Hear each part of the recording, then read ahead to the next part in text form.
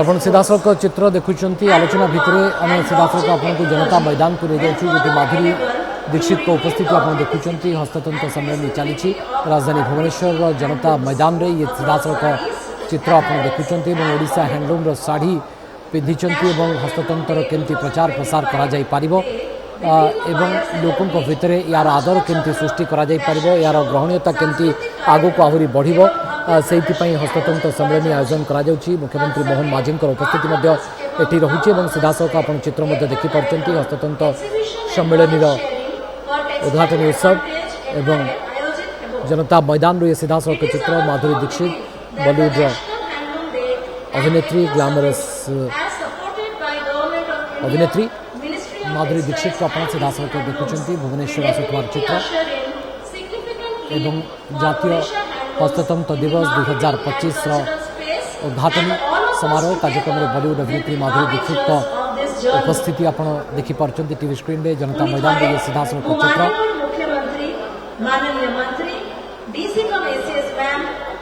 କାର୍ଯ୍ୟକ୍ରମରେ ବଲିଉଡର ଅଭିନେତ୍ରୀ ମାଧୁରୀ ଦୀକ୍ଷିତକୁ ଆପଣ ଦେଖୁଛନ୍ତି ଏବଂ ଜଣାଶୁଣା ଅଭିନେତ୍ରୀ, ବଲିଉଡରେ ଚର୍ଚ୍ଚିତ ଚେହେରା, ଅନେକ ହିଟ୍ ସିନେମା ଦେଇଥିବା ମାଧୁରୀ ଦୀକ୍ଷିତ ଆଜିର ଏଠାରେ ମୁଖ୍ୟ ଆକର୍ଷଣ ହୋଇଛନ୍ତି।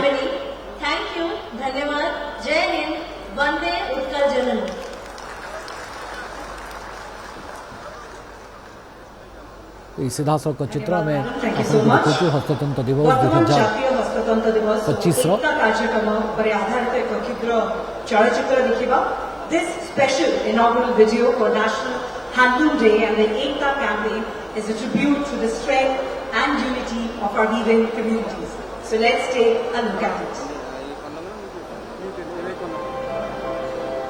स्वदेशी आंदोलन भारतीय मुक्ति संग्राम में लेथिला एक बड़ भूमिका। एहार लक्ष्य थिला विदेशी वस्त्र वर्जन, स्वदेशी वस्त्र परिधान।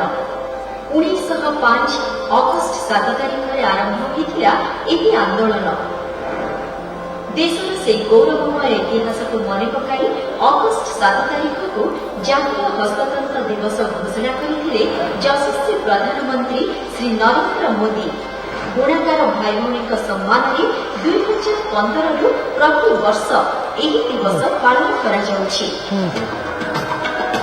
भारतर सांस्कृतिक और कलात्मक विविधता भितर सबुठ बड़ परिचय आमर हस्ततंत्र। ए क्षेत्र में ओडिशा सारा देश में एक अग्रणी राज्य। ओडिशार हस्ततंत्र उत्कलीय सूक्ष्म कला तथा ओडिया अस्मितार प्रतीक। बुणाकार भाई भौणी माने वंशानुक्रमिक भाव यह परंपरा को बजाय रखिछंती।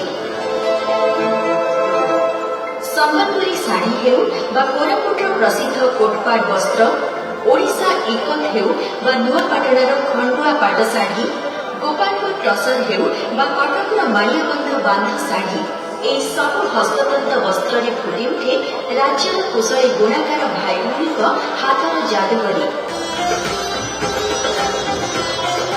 ଏହି ହସ୍ତତନ୍ତ ବସ୍ତ୍ରର ବିକ୍ରିବଟା ପାଇଁ ବ୍ୟାପକ ବଜାର ସୃଷ୍ଟି କରିବାରେ ବଡ଼ ଭୂମିକା ନେଉଛି ରାଜ୍ୟ ସରକାରଙ୍କ ପ୍ରମୁଖ ବିକ୍ରୟ ସଂସ୍ଥା ବୟନିକା, ଉତ୍କଳିକା, ସମ୍ବଲପୁରୀ ବସ୍ତ୍ରାଳୟ ଏବଂ ରେଶମ ଓଡ଼ିଶା।